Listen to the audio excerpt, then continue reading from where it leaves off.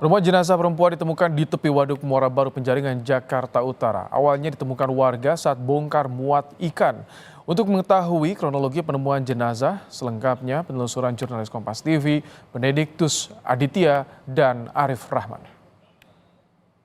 Sekarang saya tengah berada di lokasi di mana ditemukan sesosok mayat begitu pada Selasa 29 Oktober yang lalu.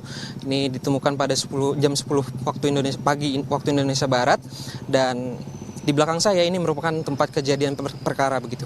Dan kita coba langsung melihat bagaimana TKP atau lokasi kejadian dari penemuan mayat seorang wanita yang diduga ini berusia 40 tahun, dan memang berdasarkan informasi saksi yang kami terima bahwa mayat tersebut ditemukan di pinggir Danau Muara Baru. Bersama kami sudah ada Pak Ayub.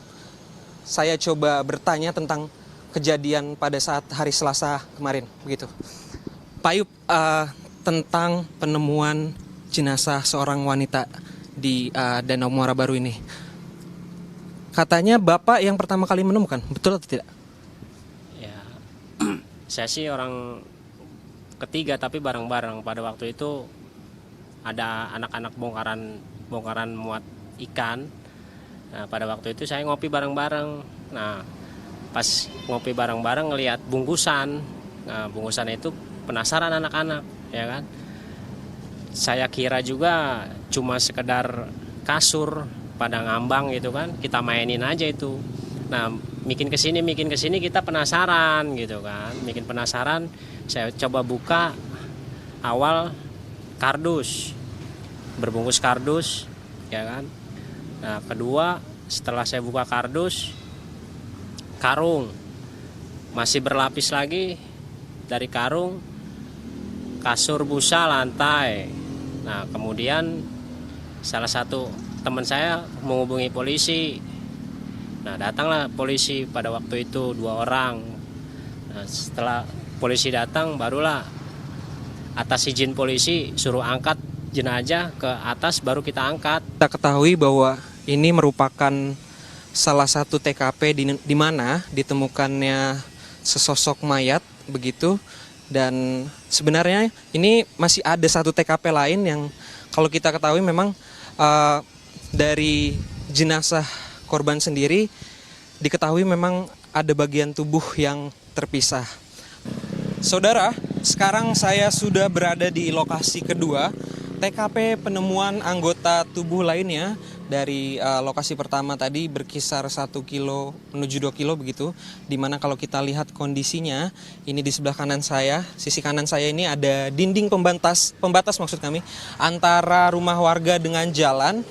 Tapi di sela-sela antara pembatas dan dinding rumah warga ini ada merupakan sela-sela begitu, yang dimana ini merupakan TKP penemuan anggota tubuh lainnya dari seorang perempuan begitu.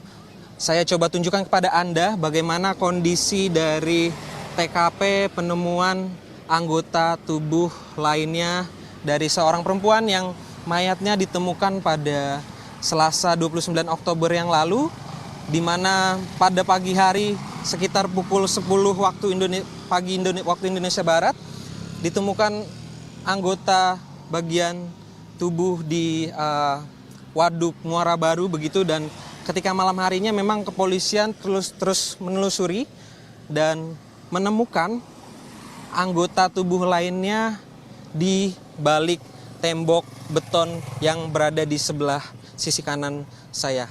Kepolisian masih melakukan penelusuran untuk menangkap terduga pelaku pembunuhan dari penemuan sesosok mayat di Waduk Muara Baru. Begitu saudara yang bisa saya laporkan dari Muara Baru Penjaringan, Jakarta Utara. Benediktus Aditya, Arif Rahman, Kompas TV, Jakarta. Untuk membahas lebih dalam mengenai kasus penemuan jenazah perempuan di kawasan Penjaringan, Jakarta Utara, sudah bersama kami kriminolog Universitas Indonesia Hanifah Hasna. Selamat petang, Mbak Hani. Selamat petang, Mas Ibrahim. Mbak Hani, identitas sudah terungkap, bagian tubuh lain juga sudah ditemukan. Ini akan mempermudah untuk mencari pelaku. Ya. Jadi mempermudah mencari pelaku itu ketika sudah ditemukan identitasnya, kita bisa melihat apakah ada konflik dengan keluarga, karena atau dengan orang-orang sekitar, karena kita ketahui yang namanya kejahatan mutilasi ini kan bukan kejahatan baru sebetulnya ya, itu dipengaruhi oleh 4 hal sebetulnya. Yang pertama karena kemarahan yang luar biasa, jadi ada emosi yang terlibat di dalam situ. Yang kedua untuk upaya untuk menghilangkan jejak. Yang ketiga untuk melakukan intimidasi. Kalau intimidasi ini kan berarti ada orang-orang di sekitar yang mungkin menjadi sasaran dari pelaku itu.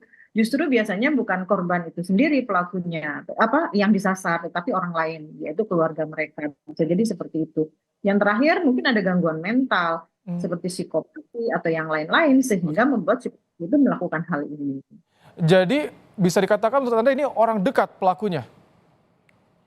Kalau orang dekat, kita masih belum bisa tahu ya, tetapi kalau dilihat dari prosesnya hingga seperti yang disampaikan oleh Prof. Adrianus Meliala bahwa ada indikasi dilakukan secara apa namanya serius gitu ya, direncanakan gitu ya, bagaimana cara membuangnya dengan bahan-bahan apa, berarti ini adalah orang-orang yang terlibat dalam hubungan tertentu dengan si korban ini, entah itu keluarga dekat atau teman-temannya atau rekan bisnis atau yang lain. Ini ditemukan terpisah dengan jarak hampir 2 kilometer. Ini apa motifnya kira-kira? Oke, baik. Kenapa dibuang tetapi tidak jauh? Ada indikasi dia itu, si pelaku itu melakukan hal ini karena untuk mengintimidasi. Nah, intimidasinya itu entahlah kepada siapa ya, atau kepada korban, kepada korban itu sendiri, atau orang-orang di lingkungan terdekat dari korban itu. Karena ketika ini sudah diindikasi sebagai sebuah kejahatan atau pembunuhan berencana, aturannya ya seharusnya yang kita pahami adalah mereka akan membuang sejauh-jauhnya dari tempat kejadian sehingga penemuan bagian tubuh ini menjadi sulit dilakukan. Tapi kalau dekat berarti kan ada indikasi-indikasi tertentu. Siapa tahu pelakunya ingin mengintimidasi keluarga atau lingkungan terdekat dari korban itu sendiri. Kalau ini sudah teridentifikasi korbannya, artinya pelaku dan juga hubungan pelaku dengan korban ini sudah bisa terbaca tentu oleh polisi saat ini biasanya. Ya, benar sekali. Karena kalau sudah seperti itu berarti kan tinggal kita melihat dari sisi keluarga atau orang-orang terdekat dari korban. Sebetulnya selama ini korban bermasalah dengan siapa? Baik secara emosional maupun instrumental atau material. Material itu berarti berhubungan dengan bisnis, pekerjaan, kedudukan, atau yang lain-lain terkait dengan sesuatu yang ingin dimiliki atau diambil oleh si pelaku. Kalau pemilihan lokasi tepat ditemukannya jenazah ini, bagaimana? Karena dermaga tempat yang tidak sering dilalui oleh warga atau bagaimana ini pemilihan lokasinya oleh pelaku ini? Karena tadi diindikasi pelakunya sudah melakukan survei dulu ya, atau dia benar-benar mau melakukan pembunuhan ini secara terencana, pembuangan ini adalah tempat yang tepat menurut pelaku karena tujuannya adalah untuk menghilangkan jejak, untuk menunda atau mempersulit untuk pencarian dari si korban ini. Oke, baik. Terima kasih. Kriminolog Universitas Indonesia Hanifah Hasna telah menyampaikan pandangannya dalam program Kompas Petang sore hari ini.